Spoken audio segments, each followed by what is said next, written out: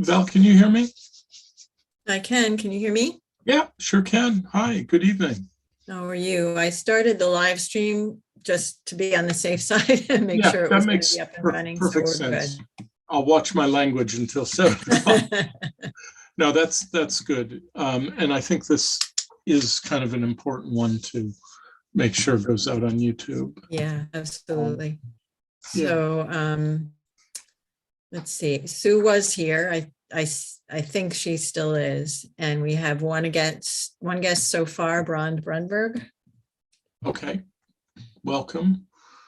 Mr. Brunberg, are you with the Elting neighborhood?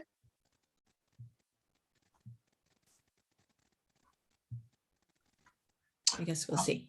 Yeah, I'm not seeing either Sue or Mr. Brumberg on my participant panel. They just popped up on mine. I've got them both listed on the participants Okay. list as well. Oh, yeah, you know what? I do too. That's really interesting.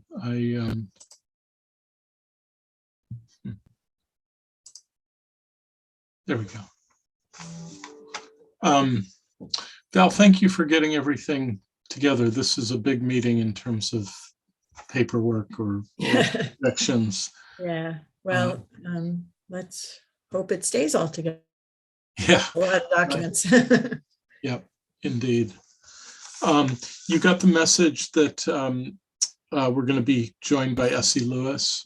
Yes, and Bill didn't specify a time, but I'm assuming it would be roughly about the time his report usually happens. I would think so. And it's not clear whether she had anything other than just listening in. Yeah. But we'll accommodate as best we can in a pretty busy agenda. Okay. Hi, Sue. You're muted, Sue. Maybe on purpose.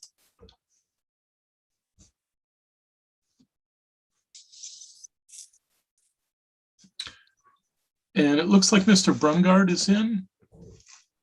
It does. Are you able to hear me? Do you hear me?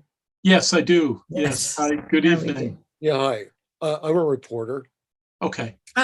So I didn't know I could talk to you. I just thought I could hear you. I wasn't sure. I thought I couldn't hear you, but I really want to be heard, one of those. That's fine. Sure. Who are you reporting for, Mr. Brungard? But that's a news network. Got it. Thanks. Can I ask you a question before the meeting starts? Sure. The first thing on the agenda is the Ian Oliver House. Is that going to be where the proposed African American Cultural Center is going to be? That is correct. Yes. Okay. And what exactly, if you could, because I have to write this on the fly from the meeting. What will you be doing exactly with that issue?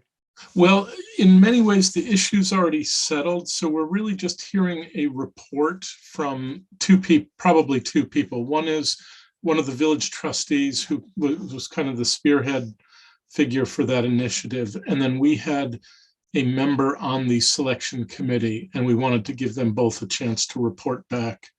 And the reason for that is we generally do not meet in December, and the decision was made in that interim. So this is really just a report of, I think, factual outcomes. However, we may have the winner of that competition with us as well.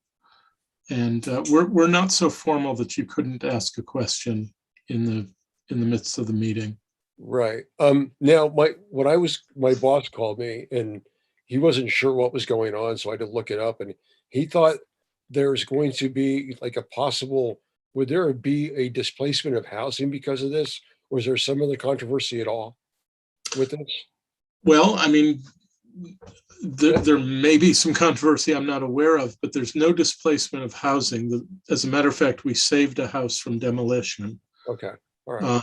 And so the project that was the winning bid, I think I better wait to hear the reports. Sure, but my understanding is that this is the net gain for the community. Right. I wasn't sure what he was talking about. at the time, because he didn't really know either. So I had to look Okay. into it, and Yep. that's why I checked in.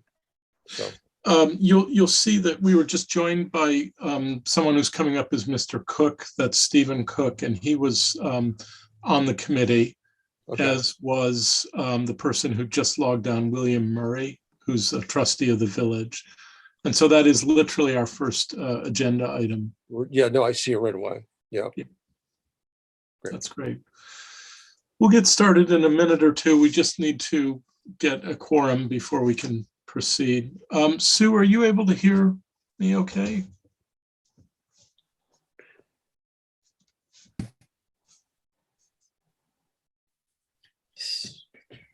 I can send Sue a text. Yeah, that might be best. She may have just logged on and gone to make a cup of coffee. Mhm. Steve, welcome. Hi there. Happy New Year. Thank you, as you as well. Yeah. Is your new year looking a little better than it did a week ago? It's on an upward trajectory. That's a good thing. So I'm doing okay. Christine is in the midst of things. So that's last time we communicated, she was still negative. Yeah. Well, she after a number of days of testing tested positive. So she's that's where she is right now. I'm very sorry to hear that. Is she okay? Yeah, I mean, she's much better now. She had a fever for a couple of days and really didn't get out of bed. So she's doing much better. Got it. Please give her our best. Thank you. Everything okay by you? Yeah, so far we tested Friday and it was negative. We're not doing a lot of socializing, so I don't think anything really changed, but the campus is pretty proactive about testing, and we will take advantage of that. Sure, with the site opening tomorrow, I guess. You know more than I do. Yeah, I think it's I'm not exactly sure where, but I mean they're set up for a couple hundred tests a day now. It's at the terrace, I understand. The terrace, that's what it is. Okay. Yeah. So then And we have how- a public site, Tom, as well as our internal Okay. site for staff. Okay. Wow, that'll be the most activity the terrace has had since it was built, probably.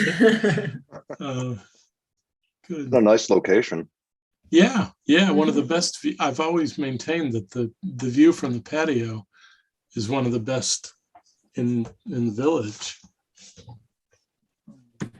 Tom, it is 7:01 by my clock, and it looks like we have someone on for SE. Atara Brown. Yes, Atara Brown for Essie Lewis. Essie, is that you?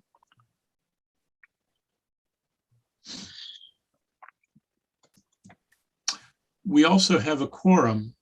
Camilla, good evening to you and to Chris. Hi. Nice to see you both. Me too. And Sue is with us, but we haven't had audio or video from Sue yet. No response. I'm sorry, Val, I lost a little bit of that. No response yet to my text to Sue, Okay. but I'm sure she'll join us shortly. Yeah, I think that we probably should stick to our timetable. We do have a quorum and we have people waiting, and it's a very full agenda again.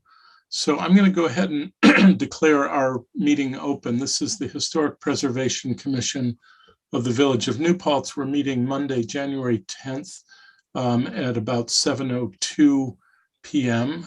We are streaming on Zoom and on YouTube for the general public, and it looks like we do have some members of the public and the press with us this evening.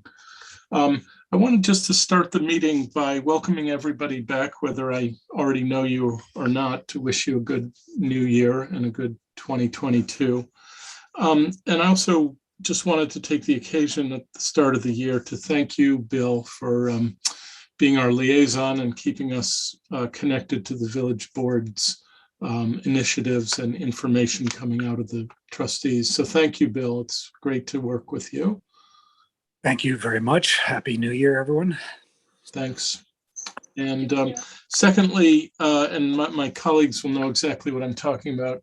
Val, I just wanted to make sure it's in the minutes how thankful I am for your work as secretary. Every single meeting, you just make things easy by having perfect minutes and keeping things in line and keeping this train on the tracks when I don't always do that. So Val, thank Very you well. very much. Thanks very Thank much you, for Val. that. Yeah. Thanks very much for that. I appreciate it. Well, it's very heartfelt. I think we can jump in. The first order of business is to hear Bill's report from the village board. So Bill, I think you can see the agenda. If you would like to comment on any or all of these things, I think we're all ears.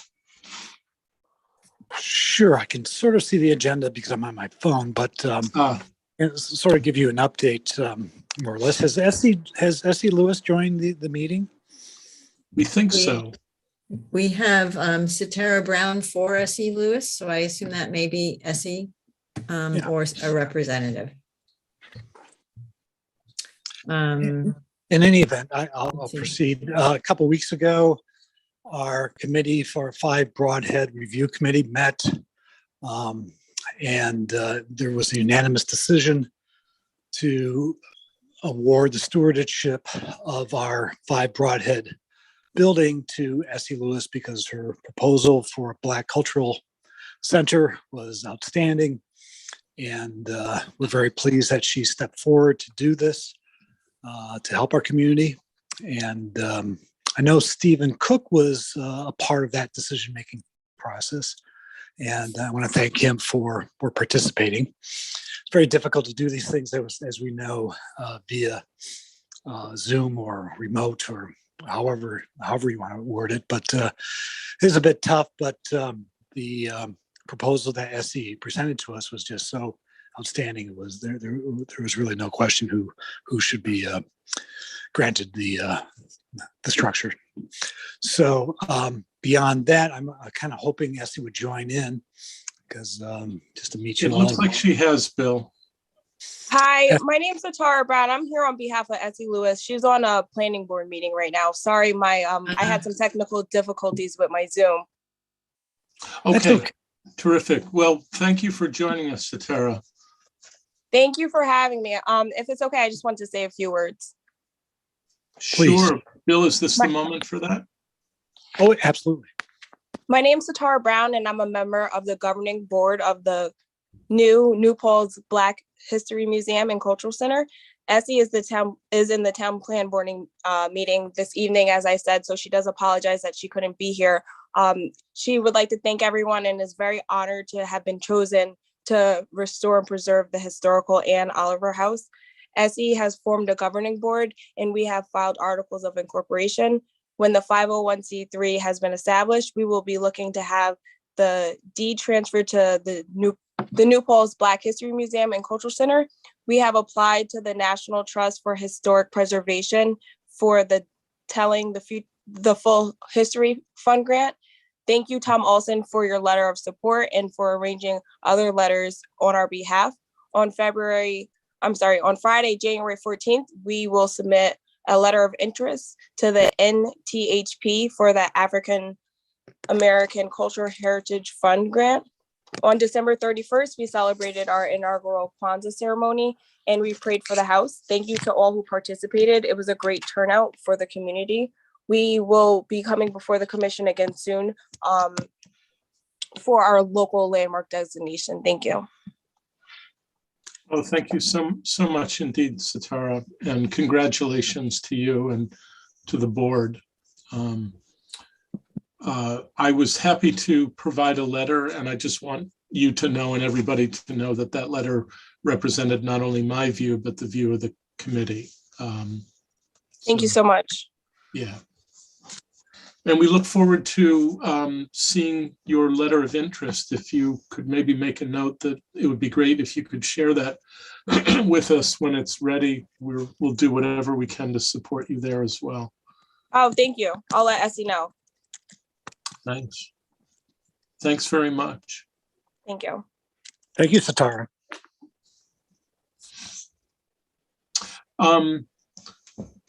part B of that is, Steve, is there anything that you wanted to add from your participation on the selection committee? No, not really. Bill summed it up. And Satara, speaking for Essie, summarized everything, and it's amazing how quickly things are moving now. It's wonderful, but indeed, Essie's proposal was the best, and it really was a very easy decision to come to. Great to hear. That must be very nice to be able to say and report. Satara, is there anything else you wanted to say? We're going to move on to our next agenda item if you don't. Oh, no, that was all. And I actually have to hop onto another meeting. So if it's okay if I excuse myself. It certainly is. Thank you for appearing, and please give our best to Essie. Thank you so much. Have a good one. Bye-bye. Bye-bye. Bye. Excuse me, can I ask you a question real quick before you move on? By all means. She spoke quite quickly and I couldn't really write everything down as fast as I wanted to, but what is the official name of the center itself? Of the organization? Of the African American call, what the center? I took down, and Bill, you may know this better, the Black History Museum and Cultural Center is what I wrote. New Paltz Black History and Cultural Center is what I wrote down. Okay, Black so History, yeah, Black History Museum and Cultural Center. the New Paltz. Black History Museum and Cultural Center.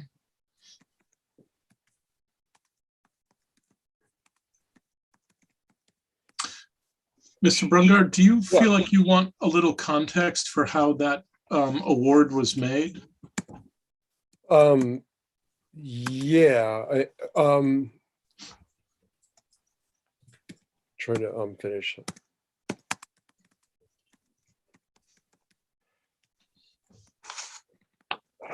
Sure. Yeah, I don't want to interrupt your meeting. I'm sorry.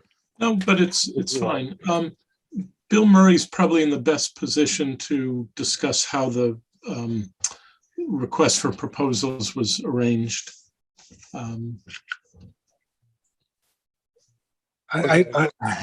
That's kind of open-ended. Do you have a specific question? Myself, Yeah. I'm just trying to, from what I just now gathered from what I've seen, is that with Miss Brown's appearance, explaining now that now everybody's moving forward, and yeah, how was Essie's proposal chosen, Bill? Sure. Well, it's been about a 2-year process. The building came to the village via Stewart's development of their new location. They're on the corner of Henry W. and North Chestnut. There's plans to demolish the building. I spoke with Stewart's along with the mayor, and they were willing to pass the structure on to us for a purpose sort of, unknown at that time. We thought Black Cultural Center would be great. We also thought it could be used for housing. So 5 Broadhead Avenue was scheduled for demolition. Yes. That's right. Mhm. And then the group came forward and saw that did not happen. Right. The RFP went out, request for proposals for the building. And I think we received 3, maybe 4 proposals. A review committee was set up and they reviewed the proposals, and that's and Essie's proposal was chosen. And is it going to be, is it an older building that's going to be renovated to? Those plans are left up to Essie and her organization, but it's an older building built, I believe, 1880. 1880, okay. 1880s, yeah. And It's also, it was also one of several houses built by a pretty prominent Black carpenter of the period. okay. And so, literally in the, in its construction is Black history as well Sure. as ownership. And do you know who the carpenter's name is? Yes, Jacob Winecoop. Jacob And I'm assuming that's WIN. YNKOOP. Right, right. Yeah, Okay. And it's 5 Broadhead Avenue, correct? that's correct. Okay. You said Y, right? I You got said that it was why. Y. WYN. WYN. Yeah. That's what I wrote down. Oh, okay, cool. I Is thought that- you said I thought I heard I, so I was like, No, all right, I just no. want to make sure we get it right. No, that's the remembered spelling I have for that name. You know what I mean? Okay. Whenever Yeah, I see that or hear it, I always think of it has a Y in it. yeah. No, Yeah. for sure. I just want to make sure. All right. And now, as Satara said, she's going to come back to you, the board, to try and we're coming back soon for our local landmark designation, correct? That's correct. So it is not in a historic district. It's adjacent to a historic district.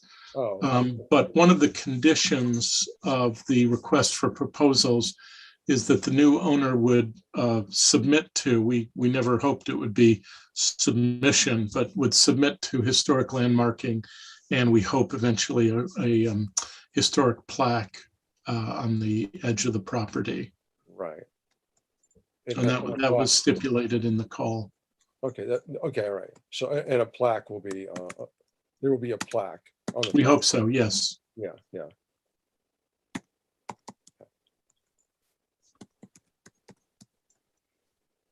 I'm wondering if you would like to email Valerie, our secretary. We do have a press release and the language of the request for proposals if you want some of this in writing. For now, I have a deadline. I have to write it now, and I'm going to Okay, take what I have and hopefully get nothing wrong from it. I think I'm good with it right now. okay. But I Because think I do believe the thank you request for for, your- I thank you for your patience and letting me talk to you at this moment. Okay. Absolutely. All right. sure. All Thank you. Good best luck. making your deadline. Yes. Good luck and be safe. Okay. Thank you. Yeah. Great. Bill, I think we can go on to other business, which could include the Firehouse, could include several proposed local laws for updates. Sure. The firehouse is proceeding despite all odds. We're getting there. We've had a number of delays as I've reported previously. Can you hang on one second, please? Hold on. Sure. I'll just fill that little bit of space by saying, I'm back. Oh, okay. So yeah, it's moving along. The roof's up. The interior is being fitted out. Electrical, plumbing, that's all in. The first course of pavement has been laid down. We're waiting for roofing materials as well, insulation. There've been a couple of holdbacks in terms of getting the proper foam insulation that we need. An alternative approach has been decided upon. That'll keep us pretty much on schedule. In terms of when we'll open, sort of a soft opening, maybe April, early May is what we're looking at. Perhaps sooner, perhaps later. It's kind of a shifting landscape with these things, but it's taken shape, and so far so good. It's we broke ground, I believe, January 21st of last year. So it's just about a year that we've been building the structure. And so I'll move on to some other things we're looking at. I proposed a law to allow food trucks into the community. It's just at the very early stages, draft stages and discussion stages of allowing food trucks, maybe 1 or 2 permits for a year's time at a location at least 100 feet away from existing food service businesses. So we'll be talking about that on Wednesday. We're still looking at the rent tenant law, the unconscionable rent increase law, as well as the good cause law. We're discussing that on Wednesday as well. And those are all laws in an attempt to help tenants and landlords come together and make be able to rent the properties to tenants at a reasonable rate. We're also looking at perhaps forming a landlord-tenant arbitration council, which would be sort of mediator, but with more legal tooth to them, so they can make decisions without going to court.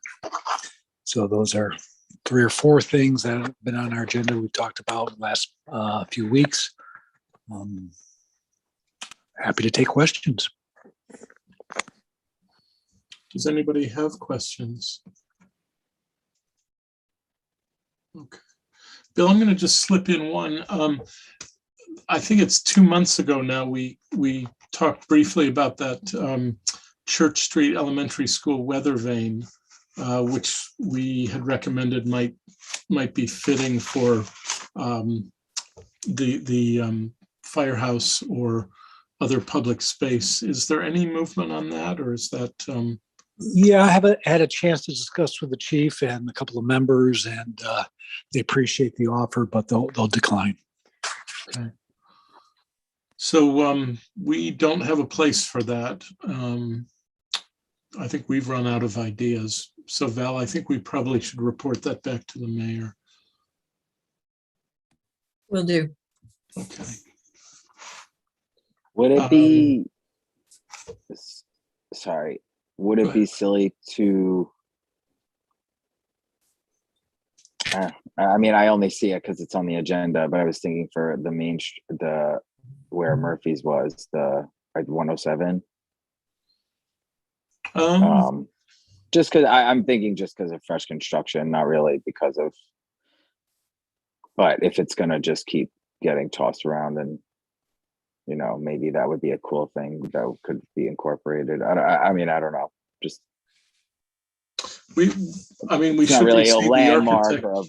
Yeah, the architect should be joining us very soon, so we can ask. Yeah, I don't know. I figure it's true. I wonder if there might be room somewhere at Elting Library. That's also. Yeah. Okay. They are planning an expansion, so maybe that be something. Yeah, that's right. There you go. We're in early stages. Bill, thank you so much for your report. That feels like good news pretty much from A to Z. So Still many steps to go. But yeah, right, no doubt. No doubt. Okay, well, let's move on in the agenda. Can I just check in to see, Sue, are you able to hear?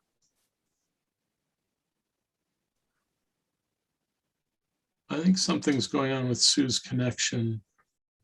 Nothing back from her, right, Val?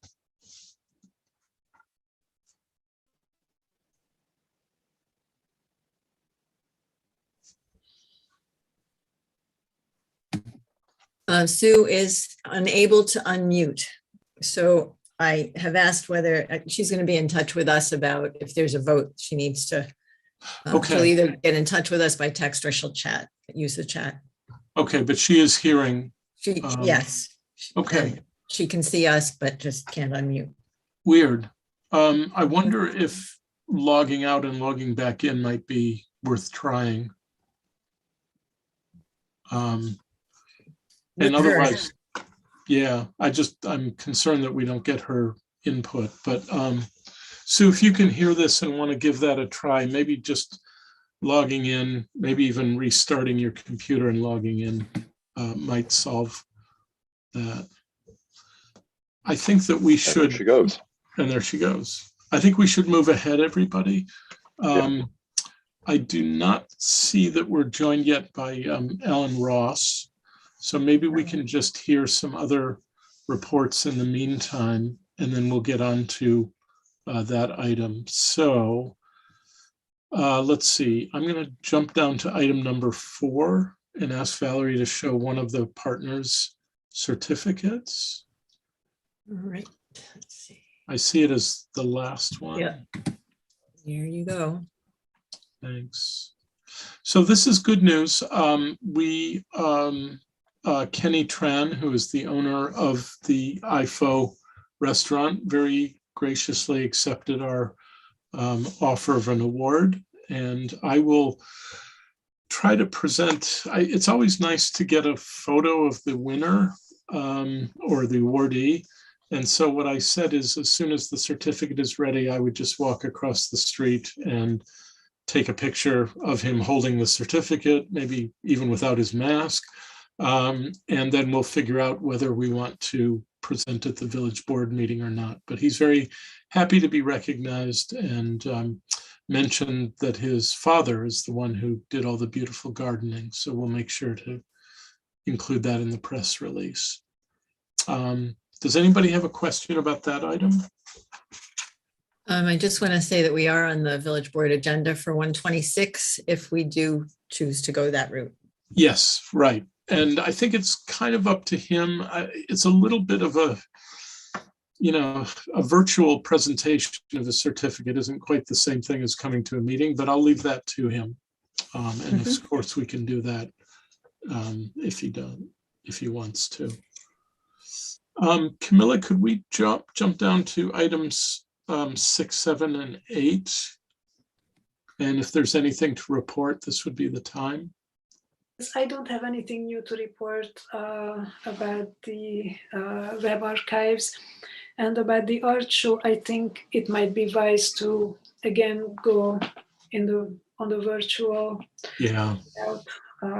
This pandemic doesn't seem to be letting up anytime soon.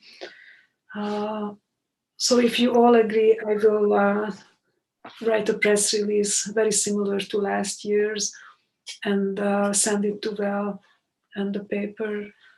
I'm not sure if we need any approval from all our members about the press release, or if I'm just going to share it with you before our next meeting, just so that we could put it in the paper in February. Mm-hmm. Maybe before. Well, we meet early next month, so maybe that would be prudent just to get the okay, and then literally the night of the 14th or the 15th. That sounds good.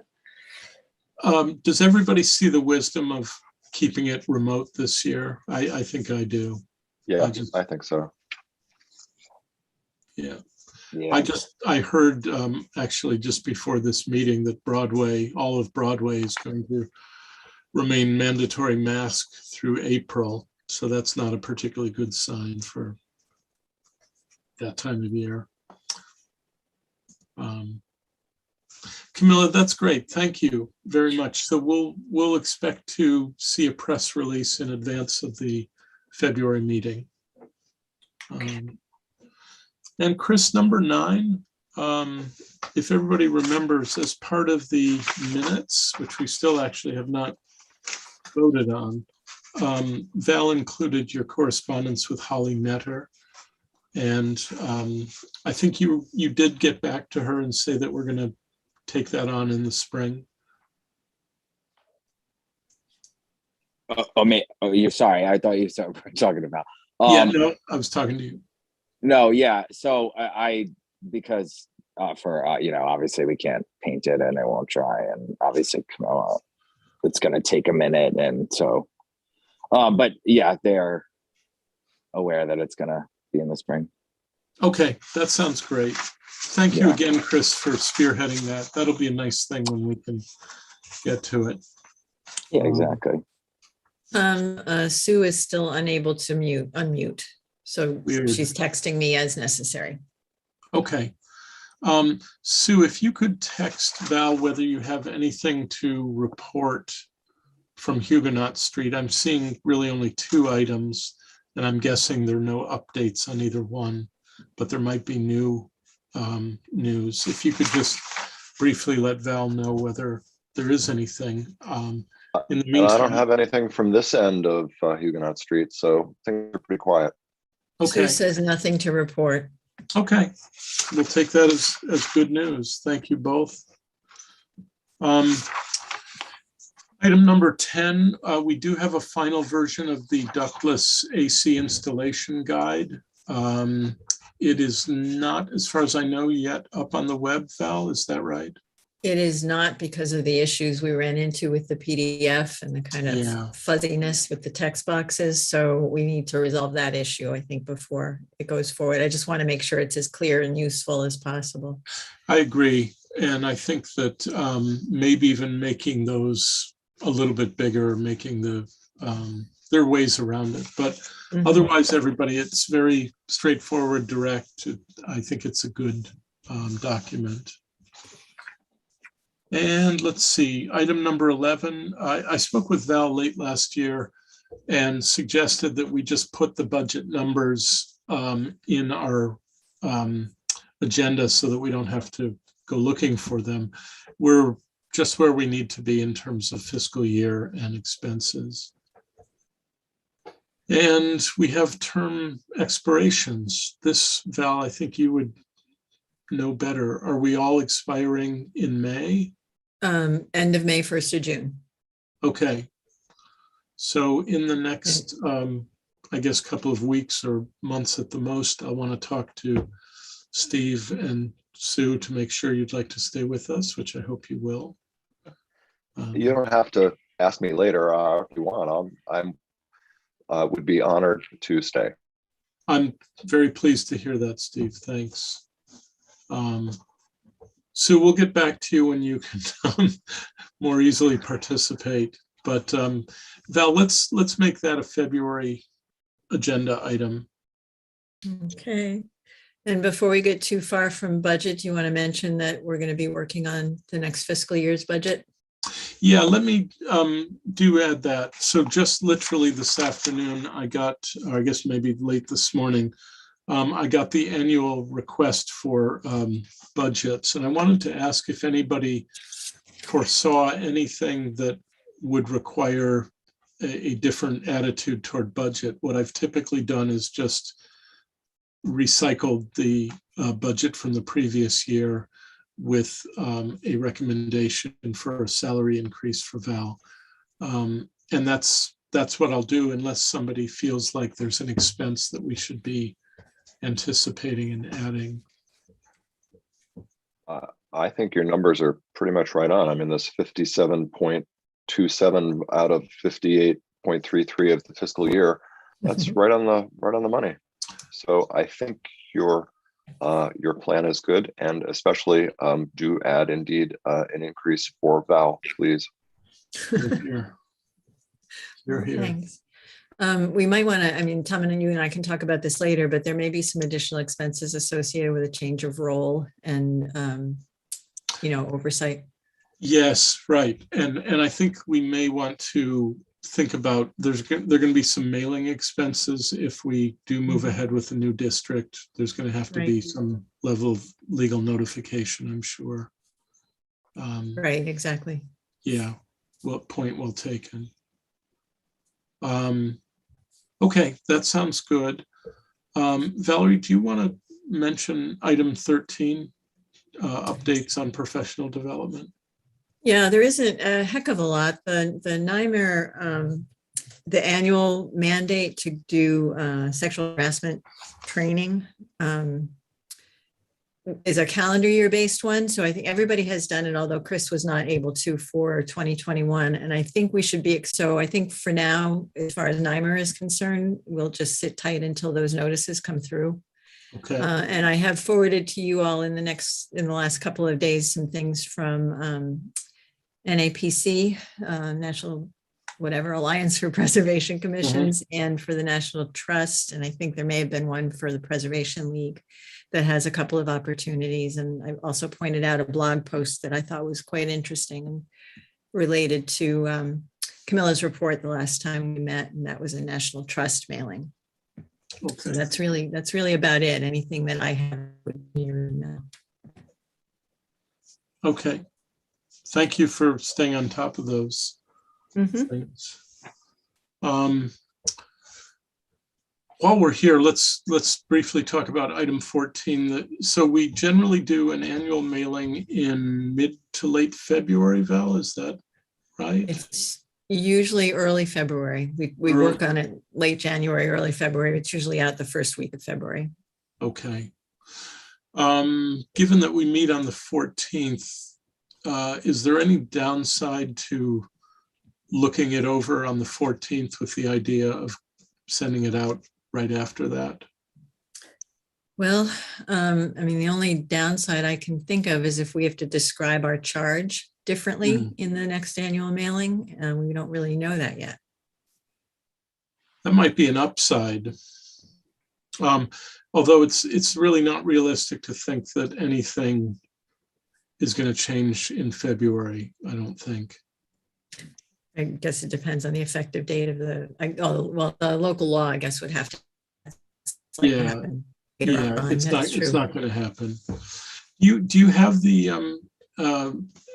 annual mailing brochure among your documents? I do not have it up at the moment. I can see if I can get it Well, available. yeah, I'm not even sure we need that. I'm thinking that given that we're still in a kind of state of suspension about the downtown district, I think it's only reasonable to think that this mailing has to go out before we know anything more. Okay, yes, I think you're right. So I would propose that unless anyone objects, Valerie and I can just update last year's, fix the dates and send it out with the sincere hope that by the next year, we will have a different instrument. Anybody object to that way of going? So we'll keep the design the same as well for this year, and then maybe Yeah, we'll get a new design for next time. Yep, I think we build it from the ground up next time. Agreed. Okay, I'm not seeing or hearing any objections, so why don't we do that? That'll just be an action item for Val and for me. In addition to the budget, annual mailing. And we have not heard anything for the annual report to Albany, and I'll let you know when we do, but that also tends to be a pretty straightforward instrument. Does anybody have a question or comment about any of those things? Okay, why don't we go back to the minutes from November 2021. And I'm assuming everybody's had enough time to look them over, but does anybody need more time?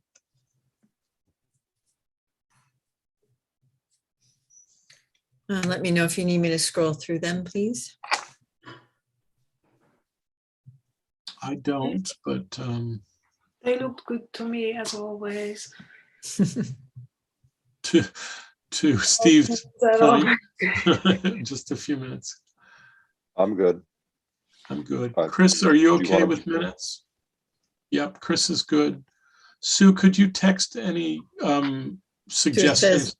Whoops, Sue says looks good. Sorry to interrupt, Tom. Yeah. Okay. How about a motion to accept as submitted then? I moved to accept the minutes as submitted. I think I saw Chris first, followed by Camilla as second. All those in favor? Aye. Aye. Okay, so that's unanimous. Thank you, Val, as always. You're welcome. Okay. Have an eye from Sue as well. Okay, so we are unanimous on that as well. Val, could we just circle back to item number 3, please? I don't personally have any updates, I guess because I've not been on the planning board site for a little while. Do you know of anything that deserves our attention on those? No, not particularly. This abbreviated list is really based on my fairly recent review of both the planning board and the zoning board sites. So you see the latest updates as I could tell them from the minutes. Bill, do you have anything that you know of that might not be reflected in the minutes that are posted? I do not. Okay, thank you.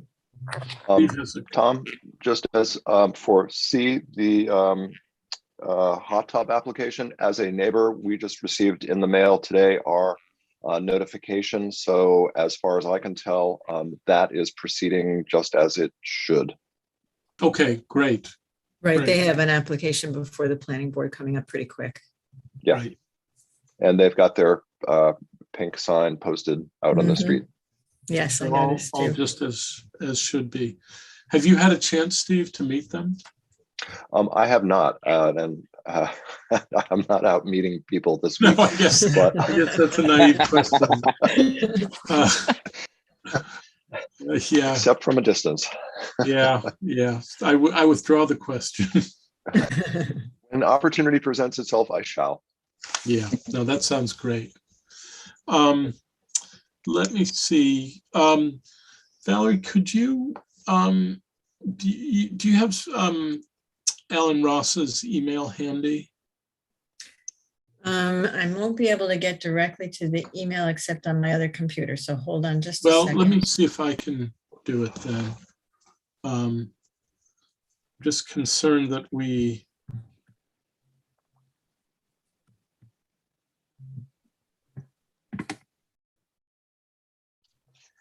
Yeah, I'm not seeing Alan yet online. I don't think I have his phone number. I'm just going to try to. No, I don't have it. At least I don't have it in my memory. Hold on a second. I'm checking my email as well. I have a feeling that he includes his phone number. In his email signature, that's what I'm thinking. Yeah.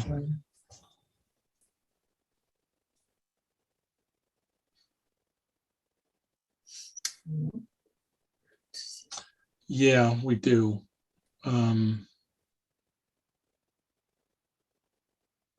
I've got it here. Yeah, okay.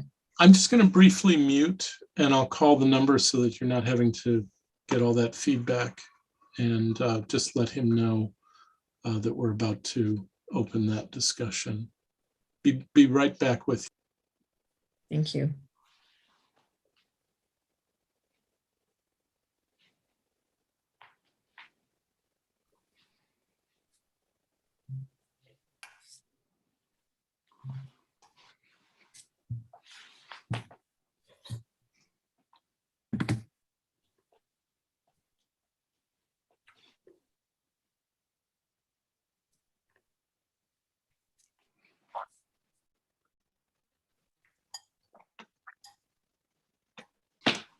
Everybody, Alan's just going to sign in now. What I propose, because we have Misha Hartnick, who's been waiting patiently, and we may have others joining us at 7:45, that we should go to a discussion of the downtown district and renaming, which is item C2, and then we can double back to item B after that section of the meeting, so that we're not wasting the time or using up the time of others. Is that okay with everyone? Okay. Yep. Misha, welcome to our meeting. You're welcome to unmute and go to video if you would like to do that. Whatever you're comfortable with.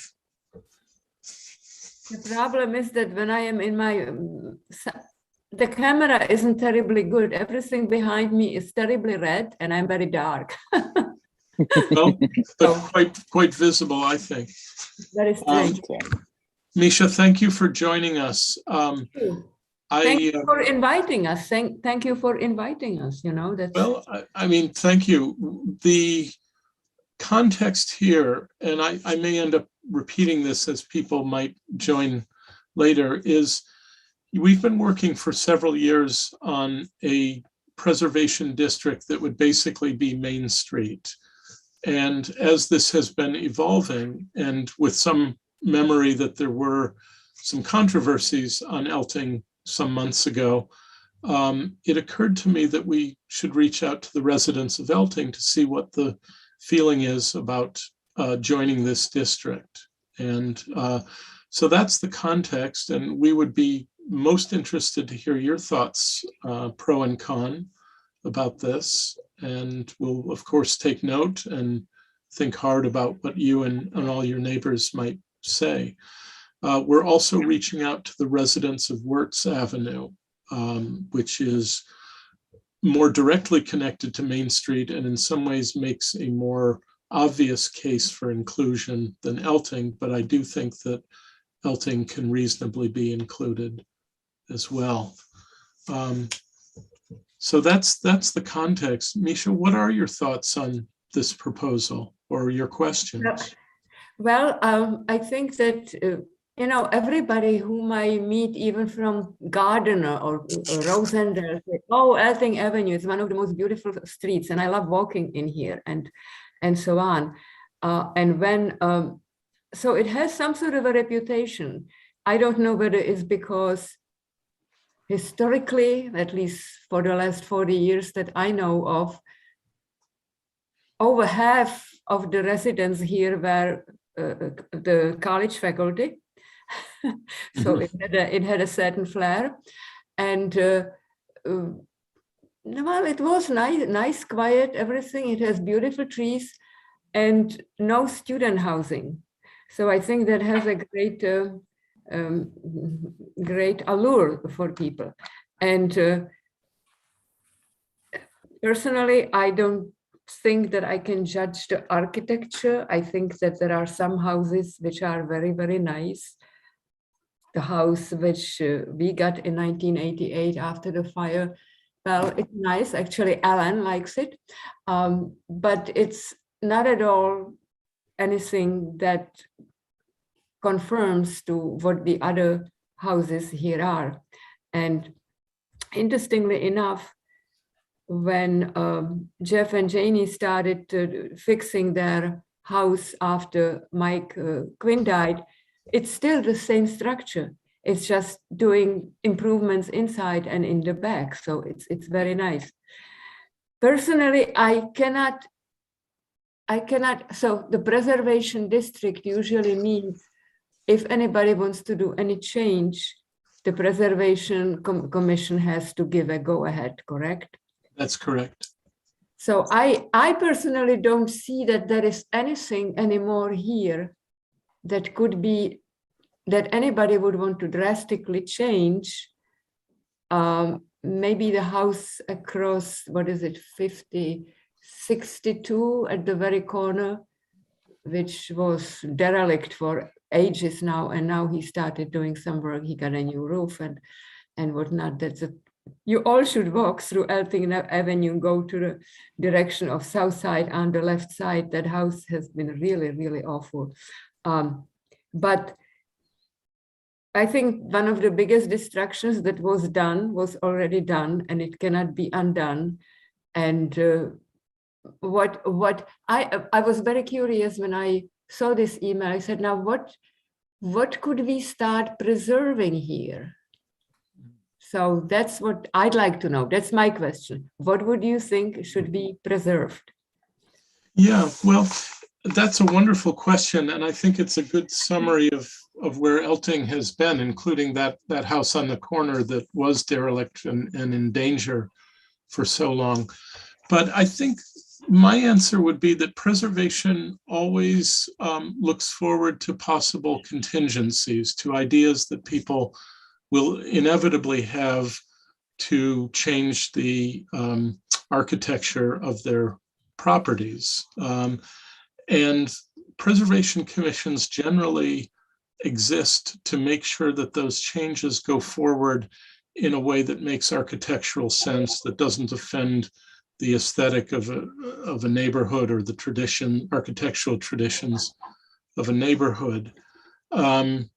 And so I don't think any of us really knows what could lie ahead. I mean, you know, probably from the history of the college that, you know, whole neighborhoods were lost when the college expanded decades ago. I think we're probably past the point of that kind of danger.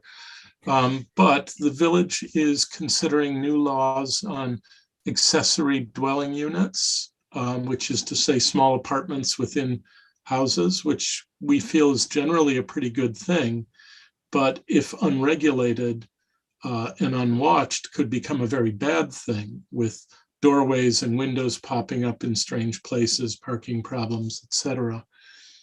So that's kind of the context of what we would be looking out for. I was going to ask Valerie if you wouldn't mind pulling up the certificate of appropriateness form, if that's handy. For those who've never seen one of these, it is a pretty straightforward, it's literally a 2-page form that just asks the applicant to describe what the project is, to indicate to us whether there's been a discussion with neighbors, what is visible from the street versus what is not visible because it's in the backyard. And every application is therefore, a unique set of questions, but the kind of guiding logic is the HPC would be there to try to redirect bad ideas for the neighborhood, for the architecture of the structure, and quite honestly, also for the owner's long-term interests, because that can be a real problem, that what looks good because it costs less may be in the long run a really terrible idea. So our thinking is, we're there to be another set of eyes and a small committee working with the applicant to try to let a project go forward in the best way. If you don't mind, we'll just go through this form really quickly. And I can see we're joined by Gina and Ed, Gina and Ed Carroll. How are you? very nice to meet you both. Nice to meet you. Good to see everyone. Thank you for Alan is joining here us. as well. And, Hey, Alan. Alan, welcome. Hey, Gina. Hi, Ed. Tom, I just want to apologize for joining late. We had just sort of excuse. We had 3 people in the office who all were in the hospital today for various reasons. Oh, Yeah, so okay. I've just This is been so- running around and discombobulated, but I'm very Wow. happy to be part of the office. I mean, part of the meeting here. and Yeah. away from the office. Away Well, from the thank office. you for joining us, everybody. Wow. Alan, just as a matter of timing, we'll come back to 107 Main Street after this discussion. Thank you very much. But let's just go through this form to give you a sense. I think there's always fear that here's this government body that is going to say no to my project, is going to make my life miserable, is going to ask me to fill out in triplicate some horrible form. But that really is not the case. I mean, the first page is almost just, the data of the owner with a couple of boxes to tick and a place to describe what the work is. So if it's something simple like putting up a fence or a deck in the back, that can be done in the space that's provided. If you're extending the house, we're probably going to want to see more elaborate drawings so that we get a sense of what's going on with things like roof line, trim, things that people who don't think hard enough about these things often do in a kind of careless way, and you end up with mismatched roof pitches, you end up with siding that doesn't match. There are examples in the village where this has happened because there's never been any review at that level. So we ask for, according to, as we say, as appropriate. If it's a very simple project, we don't need a lot of elevation drawings or photographs, but whatever feels to the applicant appropriate is usually about what we would ask for. It helps us to know what the materials are, what the manufacturer is, etc. Color samples help. Misha, please go Yes, ahead. so I have a question. So this is a form that you now give to owners who live already in a historic preservation section, right? Correct. So they get both of this, and then they also have to deal with the building department and not the building, the planning board. Well, that really does depend. Not every exterior change requires planning board. Oh, okay. In fact, many minor ones do not. Okay. Some do not even require building department, but prudence would suggest that if something comes to us, the person should also be inquiring at the building department. Well, that's a great pity that this was not in effect 5 years ago. 5 years ago, yes. Because I think that could have prevented 56 Elthing Avenue. Misha, could I just say something in response to what you had said earlier about, the advantage or disadvantage of having the Elthing Avenue be part of the historic district? I think that it's it's hard when you see something, see a nice building, a nice piece of architecture. It seems kind of inevitable that it be there, but it's really not. There's just a million ways in which something can be taken away from a streetscape, and something really bad can happen. And this is sort of one pushback on that a little bit. So, as Tom was saying, it's an initial process in which it's not necessarily designed to keep people from doing things, but it's more designed to inform them as to perhaps a better way to do something, or a way to do something that isn't more in keeping with the history of the street, or other possibilities that enrich the sort of architectural heritage of New Paltz. And so it's really just an aid. It's adding to the sort of the means via which good things happen in town, but specifically on Elton Avenue. So I think I see it as a positive, rather, and it's a little bit of a bulwark against a negative. Yes. Oh, I agree. I think that's a wonderful thing to have. But as I say, unfortunately, we missed the boat in a way. Tom, I remember when last year or 2 years ago, more likely, when I was sitting at a few of your meetings, this way sitting, that there was a discussion of somebody on Huguenot Street who was getting Rycor installed. And I remember that actually this form was discussed in connection with their getting the Rycor, and would it be, where would the condenser be? Would it be on the side, on the back, and so on? And I think that's very good, because I actually got Rycor installed today. And when I finally made the decision to do it, and I asked, do you think I need to get a building permit? They said, yes, you need a building permit. And so I went to the planning board and said, well, this is just a formality. Obviously, there is no harm being done, especially since it's on the side of the house towards the back. But I agree that even something like that is worthwhile to inform a body that this is going to be happening, because it is a thing which is outside the house installed, and it does make a noise, which I didn't realize. Yeah, you don't hear it from the inside, but it does make a noise. It's interesting, Misha, that first of all, congratulations. We had our first one put in about 3 years ago, and I just can't believe how energy efficient and easy this technology is.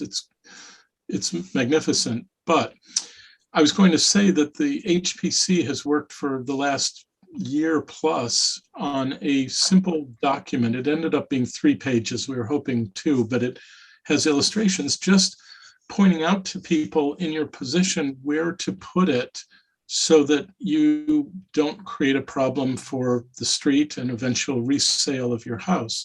And if you go through the village, look around, you're going to see some condenser units that are put in the absolute worst spots. And it's true, because yes. nobody, to Ellen's point, there was no bulwark against an installer saying, this will make my job easier, I'm going to put it here. And there's nobody to say, well, wait a minute, you could put it here. I think, Tom, I have to second that, because a lot of times it's not so much that somebody wants to put it in a bad place. They just don't know that there's a better place. And having a discussion with, 5 or 7 other people who are there just to help can provide that information. The handout that you have on split systems is very useful, and that alone is going to prevent, half of the bad things with them from happening. And then, have a discussion after that, and then, present it. I mean, these are all things that are just, they're just kind of no-brainers, and just all positive. There's no negative at all. Thank you. Yeah, So this is Ed. Tom, I apologize if I missed this from the get-go, but procedurally, as it relates to Elting Avenue, is that still the subject? Yes. What happens? Does the street vote? I mean, from a process point of view, how do things go forward if they do? It's not really within the rights of the residents to vote. I'll just be direct about that. It's kind of like a listening tour tonight, and maybe in the weeks ahead, to take the pulse and to just really hear what you think, especially your concerns, because I think we're kind of used to in the preservation world, we're used to a lot of misinformation and a lot of sort of bogeyman theories about what this means for your property. And I hope to allay any of those concerns as we have this conversation. But in terms of procedure, I think the thinking is we would like to hear from the residents of Elting. And I'm not sure if you joined at the point that I already said, we're also talking with people on Wirtz Avenue, which is not part of the National and State Register District, but really we always thought it should have been, because again, it's one of the most beautiful streets with some of the most interesting and important architecture in the village. So, Andy, to answer your question, it's not really a matter of setting up a vote on a street, but for us to listen to concerns, and I guess that would mean not proceeding if we get strong indications that the street doesn't want it. So far, I haven't had those indications, but I'm keeping my ears open. I know Neil Patez and Hillary CO were both, and Patrick Lenore were all in favor of the idea. Yes, I think I am definitely in favor of this idea. And now I would like to ask Tom, if you cannot and don't want to answer, it's perfectly okay. And I just say what I think. So if this process has been in effect already before 56 Elting was, what's the best word to use, to put, not to offend people too much? Bad. I think a lot about this, Misha. Yeah, I mean, if this were in effect, I think that we wouldn't have this house here.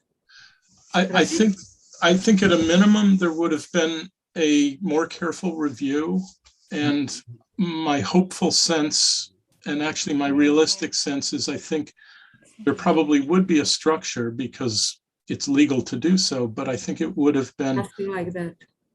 It wouldn't look the same. How about that as a very careful way of saying what I want to say? Yes. Yes. Can I invite everybody to think about something that I will be pretty direct about, because it actually does not implicate the current owners, but I live on Grove Street, which is, it's not Elting, but I think it's a rather nice street. On the corner of Elting and John is a craftsman style bungalow that about 20 years ago, with no input at all from the HPC, tripled in size. And if you've never seen this house, it's worth on a walk seeing what I'm talking about, what can happen when all you are held to is building code, because that extension was legal. It meets building code in every way, but the siding doesn't match, the roof pitch doesn't match, none of the architectural details match. It to me is a catastrophe that will never go away. To Alan's point, we assume that bungalow will always be a bungalow, and until it's not. And I think, depending on lot size and details on Elting, that can happen in everybody's neighborhood, including your own. And without a body to kind of slow things down, hold owners to minimal standards of architectural consistency, use of materials, neighborhoods are on their own, and building code is not really a sufficient guarantee. It's far from a sufficient guarantee of aesthetic and historic accuracy. Yes. It's not really in the planning board's purview either. Right. John Litton, who's the chair of the planning board, is consistently, he's almost made this a mantra. We're basically an enforcement, not a planning Yeah, you know, yeah, it's and just that unfortunately is not the right way to build and to create and beautify just a building code and law, as far as I'm concerned. So I hope that this will definitely come to pass. Thank you for your input, Misha. I'm going to take that as a yes. Can I circle back to Gina and Andy? Did I answer your question, Andy, about process? I don't think I did, actually. So in terms of process, we would like to do more listening, but we're also actively talking with the village board now about this downtown district.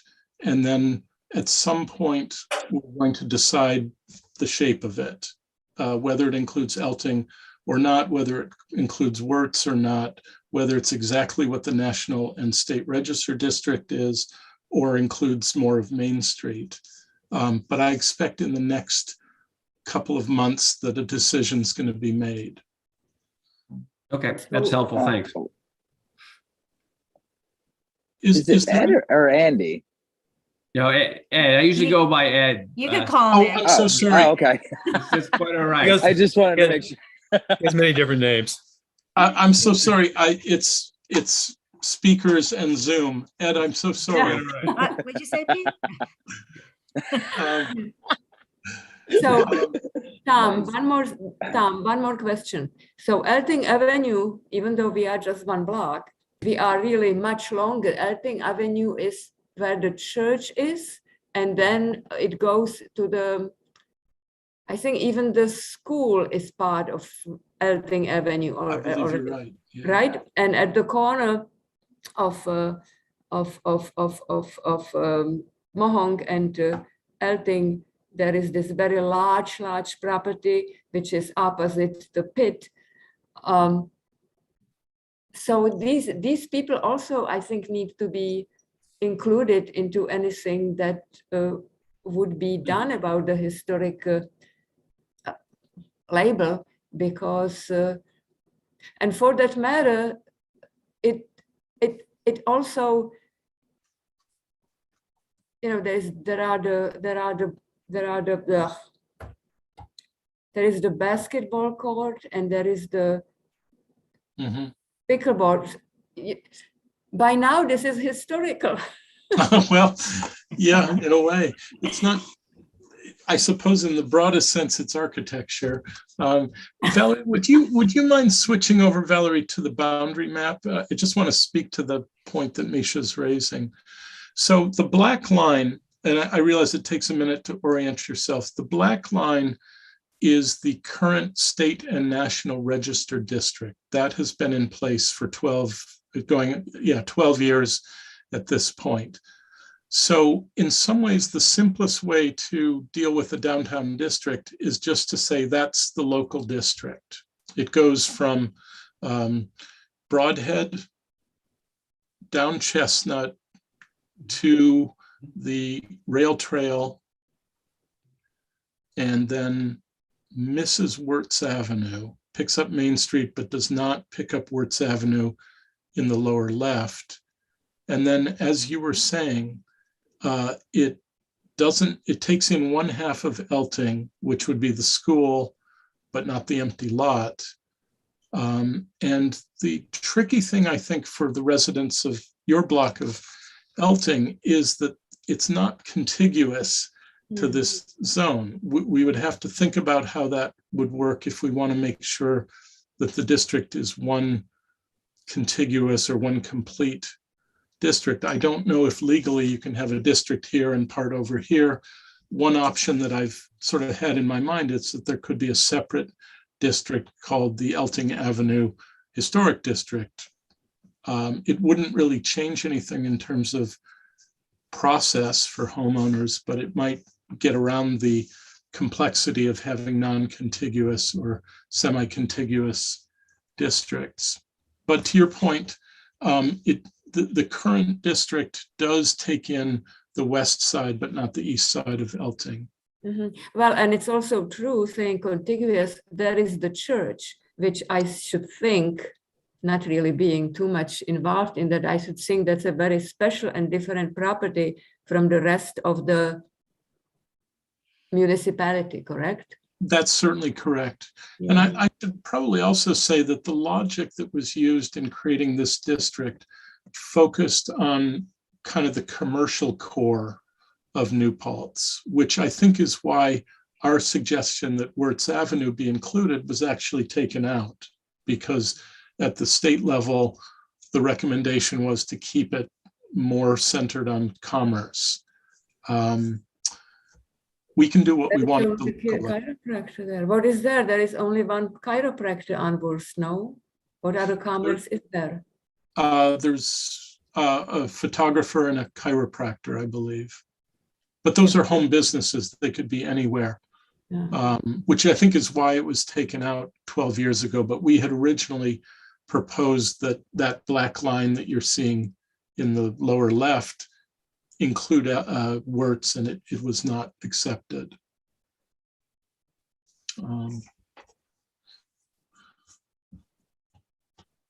And who does the accepting or refusing? Who you say it was not accepted by who? In the case of what you're seeing here, it was accepted by the State Office of Parks, Recreation, and Historic Preservation. There was oversight at the level of Albany, and then I suspect pretty much a rubber stamp at the Washington level.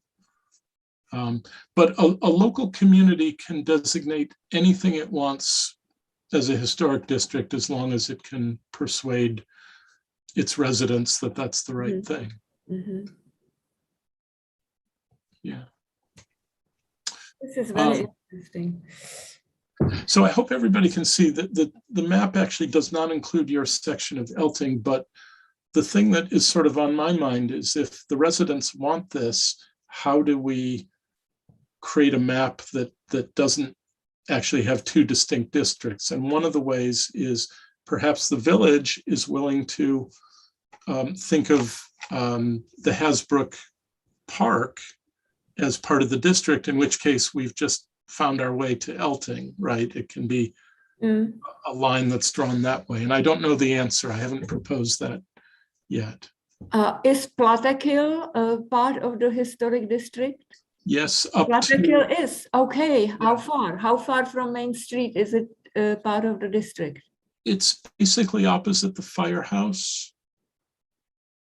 Okay. You see, it takes in number 10 and 12, which is the it's the restaurant and the historic house that sits up from the road.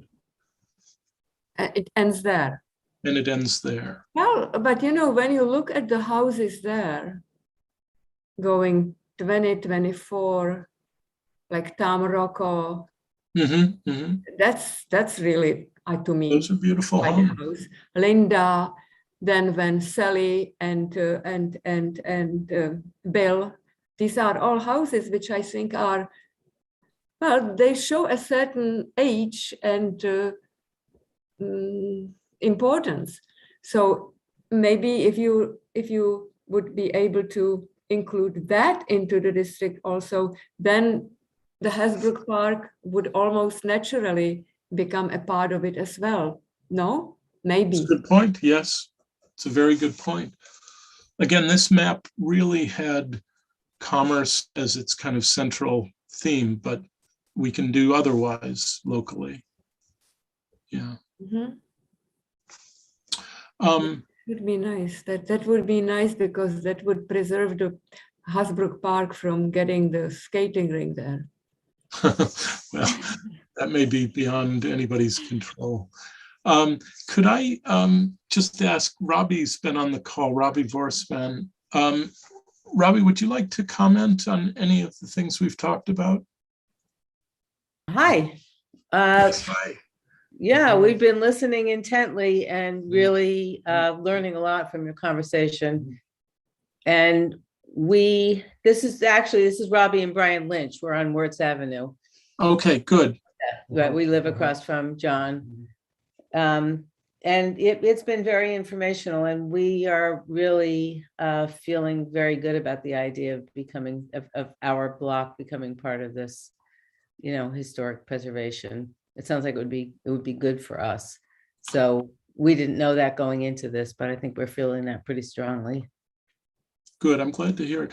I don't have any specific concern for Wirtz, but I do have a general concern that there's a lot of commercial property around you.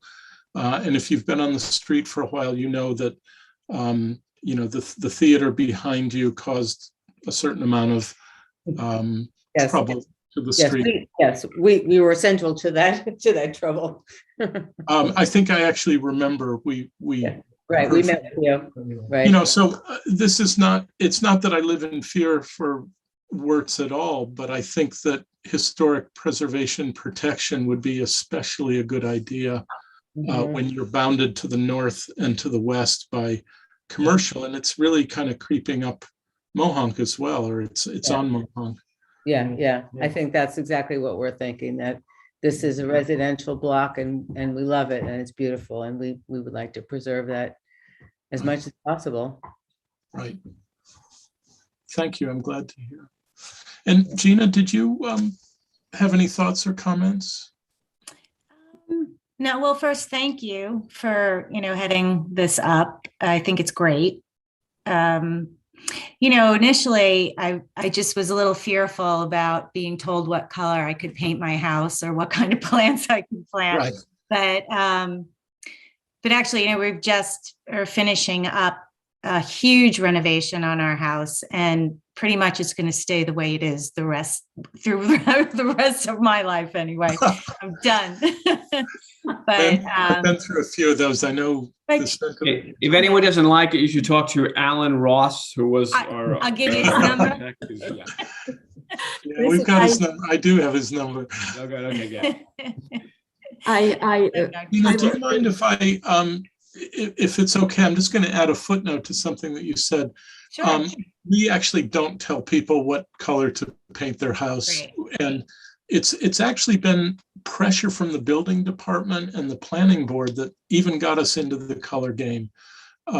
We would prefer to focus on things that can't ever be changed, and paint is one of the easiest things to change. So, I know that people are really attached to their color. I'm really attached to the color of my house, and I wouldn't want anybody telling me no, but we do offer consultations. So usually that involves giving you color sheets for historically accurate paints and having a conversation that is not binding. That's really what we've done.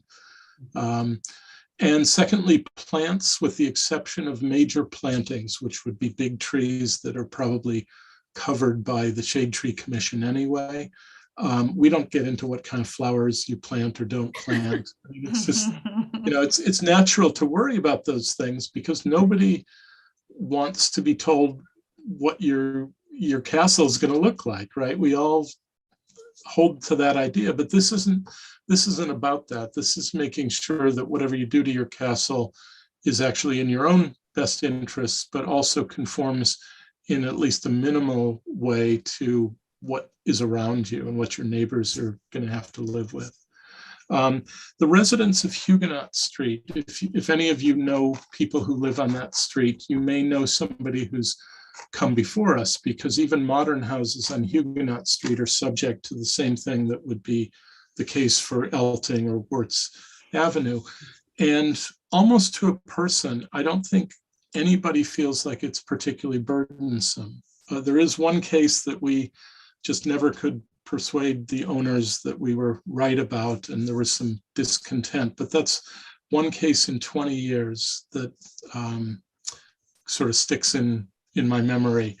And otherwise, we've had people thank us for helping them see the project differently. We never charge anything for our services. So unlike a building permit, there's no cost to HPC oversight.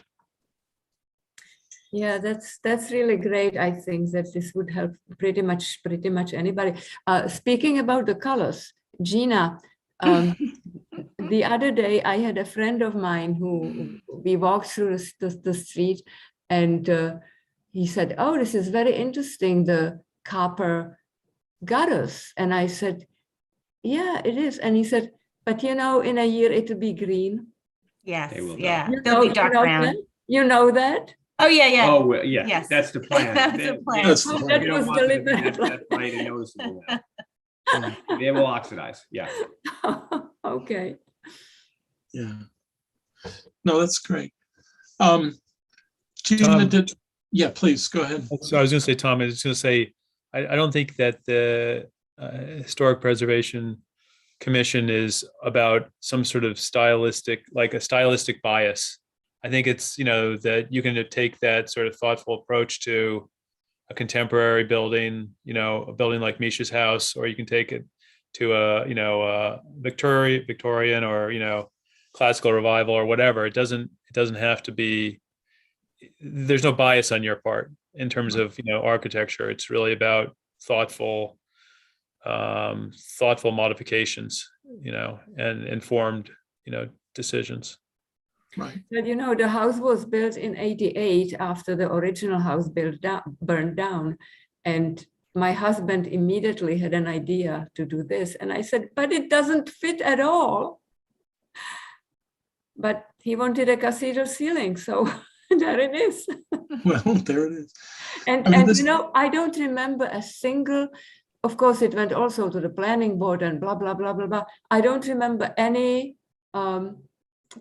controversy about this big box, but that's 45 years ago, which I think maybe people weren't so, and everybody was just so enthusiastic when they brought it. This was brought in one day in 4 pieces. The whole street was standing here and watching how they do it. And then, so it was a great excitement on the street.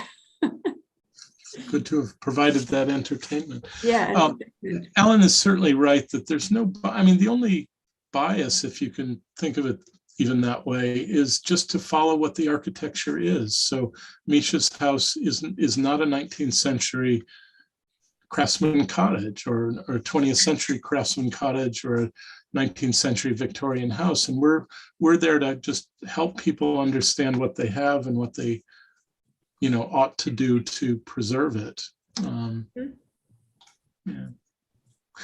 I was going to say too, I can make this available. If I didn't, I think I did actually give you that link to the video that we made a few years ago, but that kind of lays out the underlying thinking of historic preservation. And it really has to do with the fact that, when architectural changes are made, they're almost always permanent. You're almost always going to have to live with them for as long as you have to worry about, and maybe generations after. And that especially applies to things that, have architectural interest from decades ago. We don't want to be losing that inheritance that the community has. Right. Val, could we just toggle back to the COA form for a second? We sort of got halfway, and then I just wanted to demonstrate that this form is really not a bureaucratic nightmare at all. So have you described the project? That's the 3 lines on the other page. Have you attached the samples and the documents? Yes or no, please explain. Is it visible from public rights of way, which is actually a very important part of how the commission operates. If it's a deck that only you and your immediate neighbors are ever going to see, it's a totally different question from something that you're doing to the porch or the street facing facade. And we try to think about the community benefit or cost of those different projects. And that's the form. A really big project might become 10 pages. I'm talking about an extension or something major. Most people do this in 3 or 4 pages, a couple of attachments, and then the form. I should also point out, Misha, to your point about the cathedral ceiling, anything inside has nothing to do with our commission. That's strictly building department. So if you want to redecorate a room, bring down a wall, expand Right. a bit. No. I don't mean that. But that is what makes it so tall. Right, of course. And that was, yeah. Although actually it's the It's the other part of the house which has the 2 stories, which is taller than the cathedral ceiling, but still, it's very big. It's very big, and here I am all alone. Is there anything else I can answer or address, or anyone wants to say? Get this into life as soon as you can. If you decide to do that, how would you approach all the residents, let's say on Elting? Would you like us to do this? Would that Well, be? Again, I think like any piece of legislation, there'll be a public comment period. I mean, ultimately, it's not the Preservation Commission's right to designate the district. We have the right to propose a district to the village board. Okay. So as you watch the news, you will undoubtedly see that I'm periodically talking to the village board. We actually have a formal resolution that I want to discuss with them for the first time Wednesday of this week. So Misha, I would say just please follow the news, and at a certain point we'll reach out again to your street and to Wertz to try to solicit input and make sure that this is something that the majority of residents want. Thank you. Thank you. Thanks to everybody for spending some of your Monday night with us. I'm sure you had better things to do. No, it was on my calendar for a long time. Thank you. We'll keep you informed. Thank you As early as Wednesday, we'll be talking. I'll be presenting to the village board. Okay. Very good. Well, thank you so much indeed. All Thank right, you. thanks. Take Bye-bye. care. You, Thomas. Bye-bye. Thank you, everybody. Bye-bye. Bye-bye. Thank you. Thanks very much. Bye-bye. Thank you. I'll stay on. I'm interested. Sure, of course. Already. And anybody's welcome to stay on. Robbie and Brian, thank you. Oh, they're off. Alan, let's turn things over to the question of 107 Main Street now. Right. And I think Val has drawings ready. Just tell me where you want to go first, Alan. Sure. If we could start with the first sheet, I believe that's the plans. Is it the plans? Yeah, I think it's the plans. Really?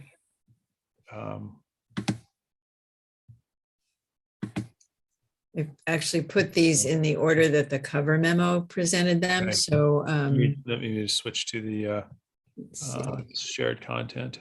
Yeah. So you could start with this one. That'd be fine. This just, I think we might have discussed this previously, but this basically shows how we're getting rid of some of the more onerous elements, at the front of the building. The blue purplish color is the asphalt berm, that slope part of the asphalt that kind of protrudes into the sidewalk and has that sort of fake stone print on it. Right. Not that they're fooling anybody because it looks like asphalt. It's clearly not stone, but and then the red part is that same asphalt that's sloped, but it's on the neighbor's property actually. So that's being removed, and if you scroll down a little bit, or actually the diagonal green lines are also, that part is going away, the part that sticks out into the sidewalk. So yeah, that area there.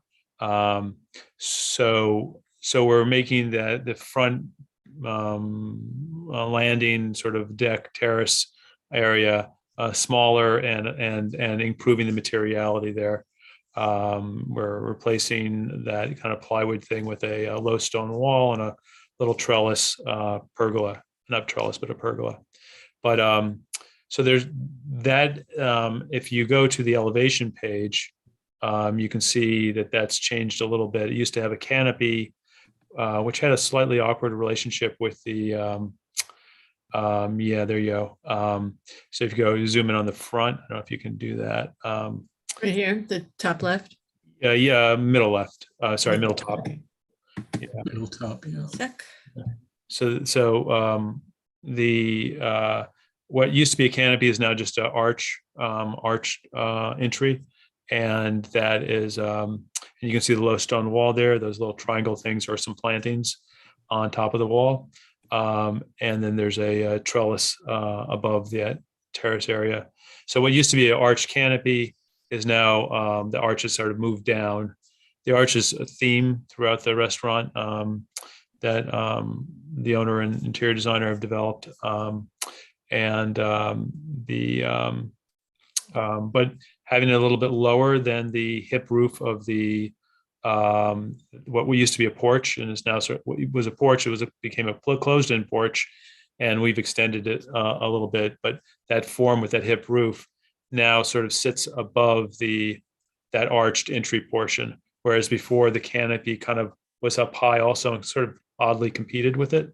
So I think that's an improvement.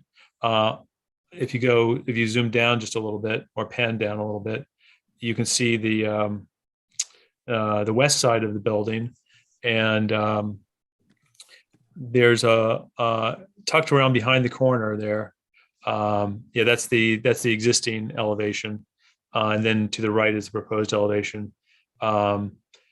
So it's a little hard to tell, but there's a if you're familiar with the building, there's a sloped roof on the lower portion of the building, and above that, the window configuration has changed a little bit. We had to have a window that was large enough to act as an egress window up in the attic, so that's why that window shape has changed. And then in those two windows have been enlarged. Yeah, that's the attic window. That's a little larger. The small square window below that, the window that was there actually sort of hit the roof, and it was just a bad weatherproofing condition. So we made that window smaller, and so I'm just sort of going through a sort of a series of little changes here, but the right behind that corner, you really can't see it very well unless you're in the parking lot. There's a little bit of a shaft way that will have siding and a roof that will match the low slope roof, and that's to enclose HVAC ductwork and give a little bit more room on the inside. And then right to the left of that is a relocated, one of the windows that was at the front of Murphy's has been sort of trimmed down and then relocated, that nine light window. So basically on the first floor, you've got these multi-light windows in the corner and around here. And then on the second floor, the residential section, you have the 2/2 windows. If you go to the opposite side of the building on the east side, which is it? That's a little further down. Yeah, that's the north side. Yeah, there you go. We've added an entry to the apartment. So before the entry was actually, there was a kitchen door, and then there was another door right next to the kitchen door. And you went into, if you wanted one door, you could go right to the kitchen, then you go left to the apartment. It was almost like a non-entry entry. And so here, if somebody's living in the apartment, they have, okay, here's an entry that sort of signifies it's an entry to a different establishment than the kitchen.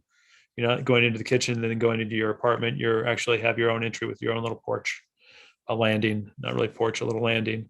And it's not at the front, so it doesn't compete with the primary entry or the primary identification of the building, but it's like its own little sort of thing.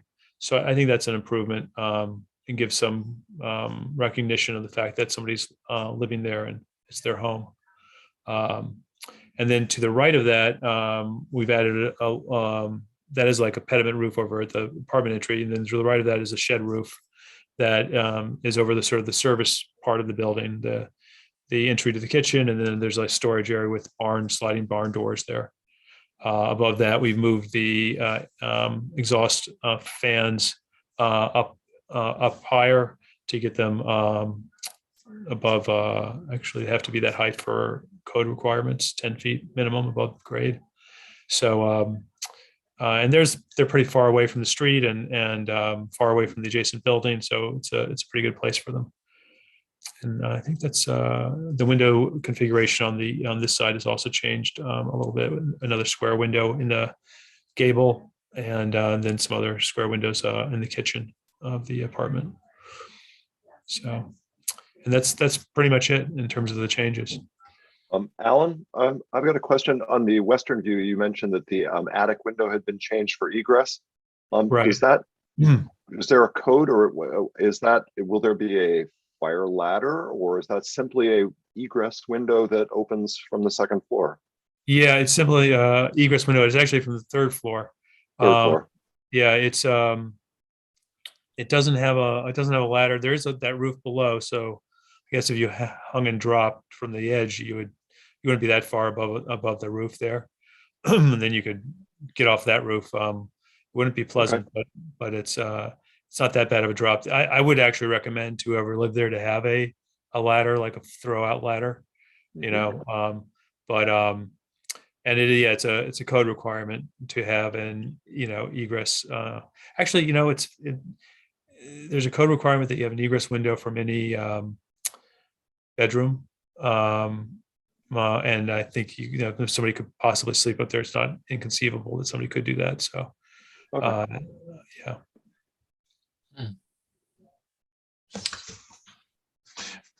Alan, could I ask a question since we're on this view?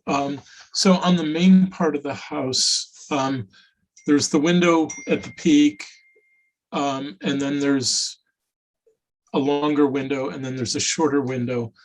And I noticed that they're not offset from the window the same distance.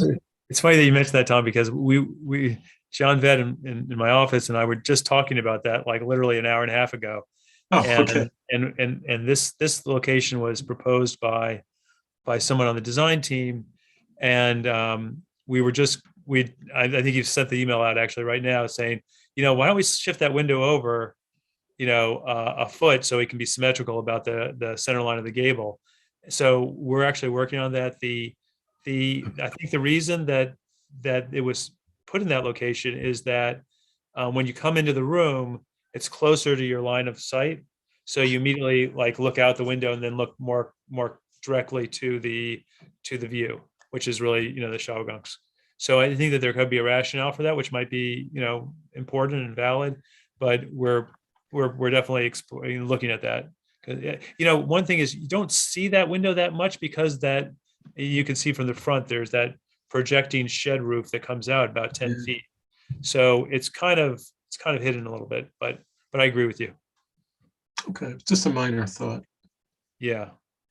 That's great. I keep thinking, Alan, what a quality building this is and how thankful the community should be and probably will be that you and your clients are taking care to build this right.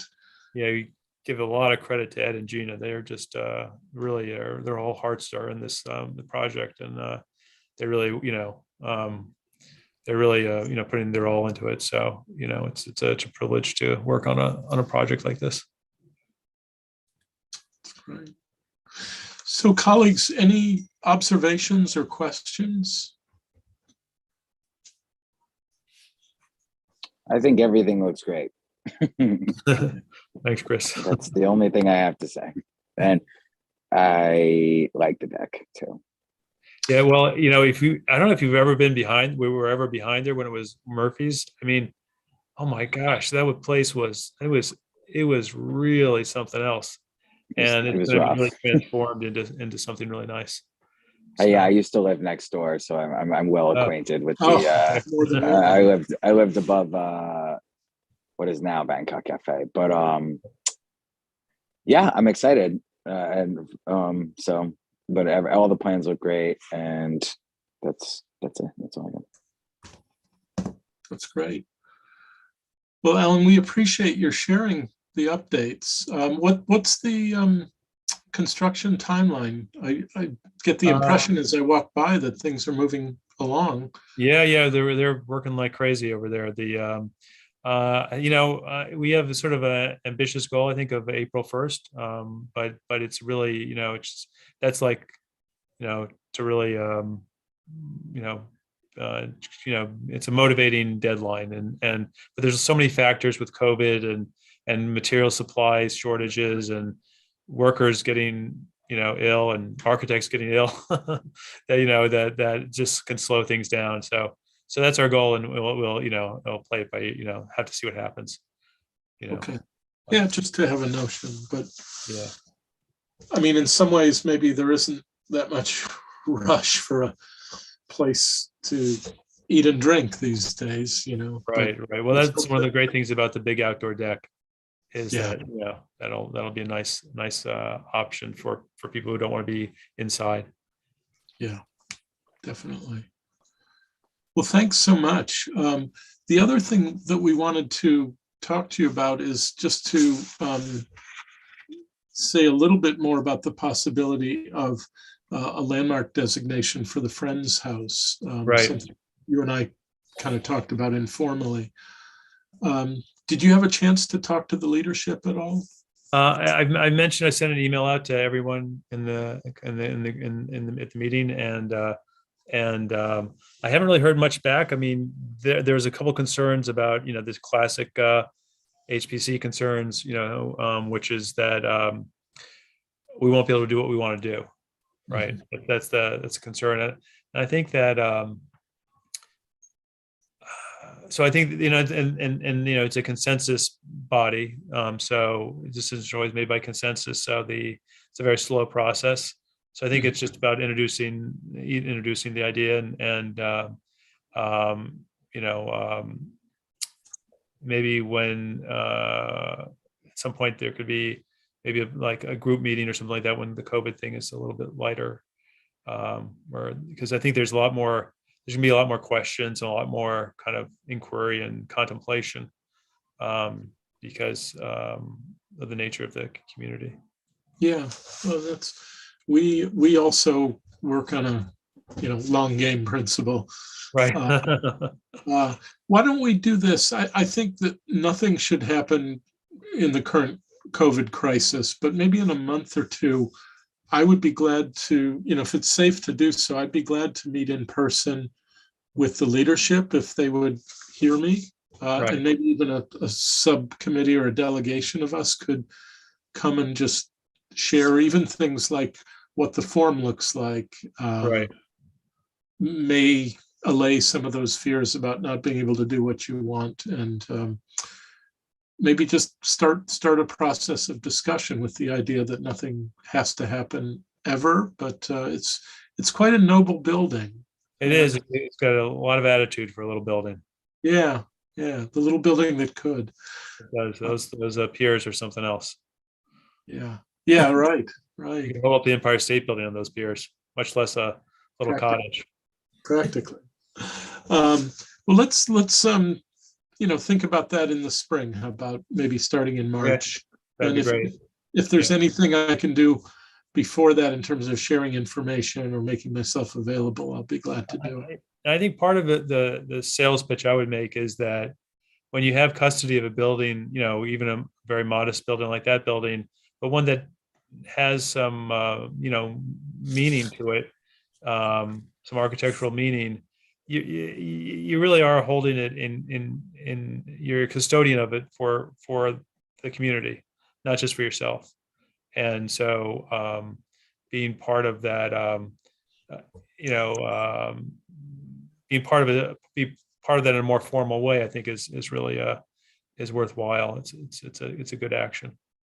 Yeah, that's a really good point. And that really should mean something to everybody, but I suspect means more to a religious spiritual group. That sounds great, Alan. Thank you very much. Thanks for your interest. And also, thank you for kind of being the point person on Elting Avenue. So far, we just haven't heard any pushback, and we've heard. Yeah, well, everybody I've talked to has been in favor of it. So. I think basically the street's in favor of it. I was going to go down the street and try to hand out. I didn't have everybody's email address, so I was going to hand out like a copy of the letter that I sent out to the email that I sent out, which included your statement to the people I didn't have emails for, but I just haven't had a chance to do that. Well, thank you for doing that. I'm going to be talking to the village board on Wednesday, specifically with a resolution to move ahead with the downtown district. And it's a little, it's still a little fuzzy on the edges of things, but I'll specifically ask about that contiguous district question and how we legally. And, I think Plan B would be to have an Elting Avenue Historic District. It'd be great. Yeah, either one would be great. Yeah. Yeah. Sounds great. Well, thank you so much. I hope things stabilize and normalize. Yeah, everybody's fine now. It's just it was a crazy day, COVID, a couple COVID things, and then somebody fell and tore a muscle and had to go to the hospital for that. And so, but one person has a little child, 2-year-old, and they got COVID, and they're but everything's good now. So it was a little bit crazy day. I apologize again for spacing out totally. No harm done. No problem. At all. Thanks. Alan, thank you so much. Okay. Great. Yeah, we'll be in touch soon. Okay, thank you. Bye-bye. Bye-bye. Thanks for being here. Thank you. Thanks. Tom, I'm going to let go of a couple of these tabs, if you don't mind. Yeah, thanks, Val. I'm just going through my other lists. Everybody, I think that's our agenda, unless I'm missing anything. I was sort of bracing for an endlessly long meeting, and I don't think we're going to have that. So just the resolutions, are we looking at those? Yeah, let's look at those. Those were distributed a couple of weeks ago, but these are what I intend to share with the board on Wednesday. I have actually shared with them.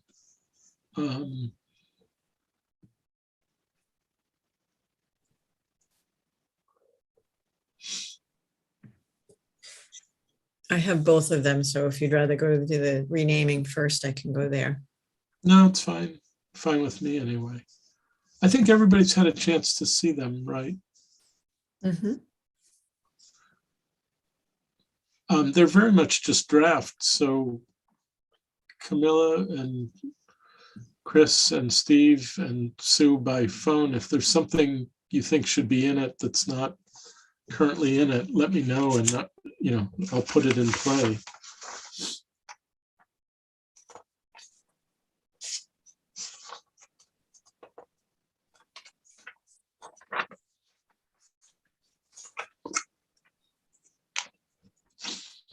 I think they both look pretty good. I'm not an expert at resolutions and the whereas, but you certainly have enough whereases. I mean, I was just thinking, I when I was reading it, I was like, I think I know what this all means. I think that's how they work, but yeah. No, but it looks like everything that it says, other than after the whereas is yeah good. I mean, the reasons are pretty strong and ones we've talked about. Okay, and in terms of the name change, then.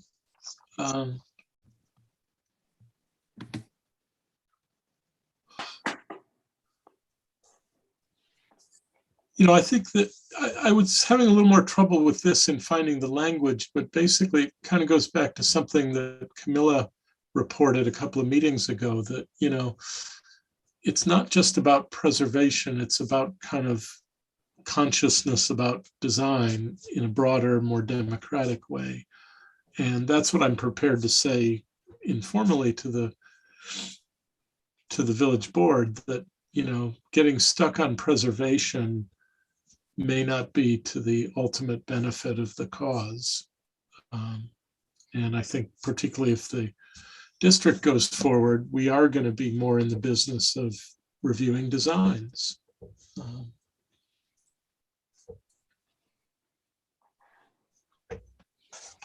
And I think everybody benefits if it's ensured that buildings are renovated consistently with their existing style, and we don't end up with a mishmash of different styles, regardless of whether a building is historic or not.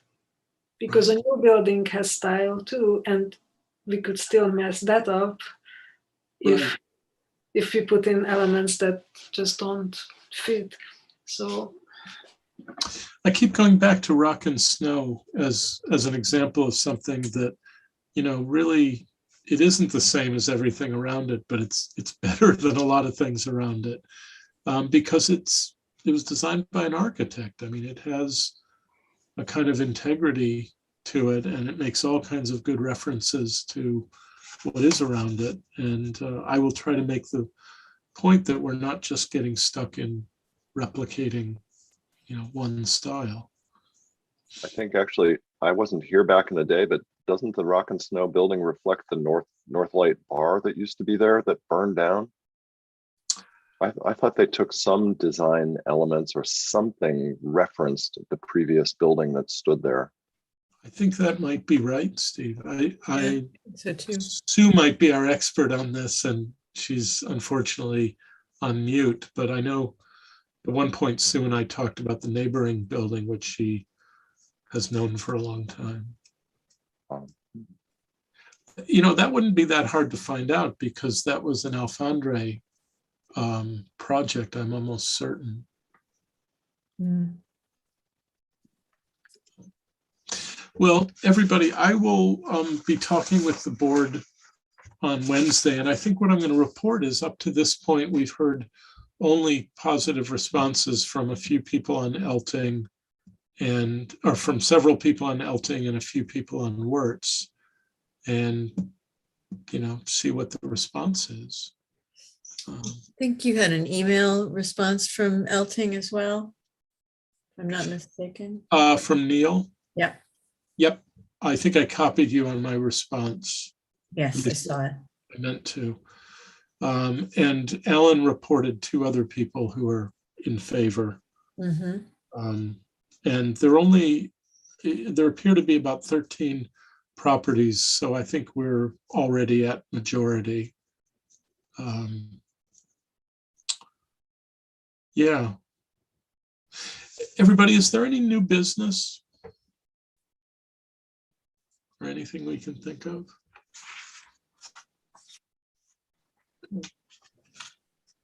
Well, if you have a few minutes to spare, I think it'll be around 7:20 or 7:30 that we'll get to HPC on Wednesdays at Wednesday's meeting. At least that's what Ariana told me. So if you feel like even just passively listening in, feel free to do that. And otherwise, we're going to meet on February the 14th. You thought you were going to do something with your sweetheart, but you're going to be meeting with us. How we let that happen. But thank you, everybody. And I really do wish you a good couple of weeks. I hope we're in our last iteration of this wave. Same. Agreed. And Chris, have you stayed healthy? Everything okay? Yeah, I'm still, I'm still dealing with it. It's an ongoing kind of like issue with my jaw. So that's why if you ever see me like twitching on the camera, that's what I'm dealing with, but it kind of goes in cycles. So, but I'm close to the finish line, hopefully. And then I can good relax for the first time in a while. So, but yeah, so far so good for 2022. So I'll take it. I'll take it too. Okay. Yeah. Well, anybody feel like making a motion to adjourn? So moved. Move to adjourn. For a second. Seconded by Camilla. All those in favor? Aye. Aye. And Sue, if you can report to Val, we'll know what the total is. Everybody, thanks so much, and stay well and healthy and warm for the next couple of weeks, and we'll see each other February 14th. If you feel like joining the meeting briefly Wednesday, please feel free to do that. We have Sue's eye. Okay, so that's okay. Good night, everybody. Stay well. Good night. Good night. You too, Tom. Bye-bye. Thanks. Good to see you all. Thanks.